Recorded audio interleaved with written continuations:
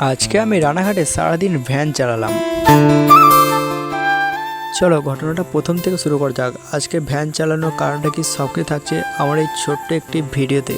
সর্বপ্রথম কারখানাতে দেখলাম যে জোর কদমে কিন্তু সকাল থেকে কাজ শুরু হয়ে গেছে, কারণ আজকাল একটু বৃষ্টি ভেজা ওয়েদারে গরম বিরিয়ানি একটা আলাদাই শান্তি, একমাত্র যারা খেয়েছো তারাই বলতে পারবে।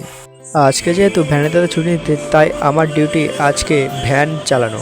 আজকে সারাদিনটাই ভ্যান চালাবো, এক কথায় বলা যায় আজকে আমি ভ্যান দাদা।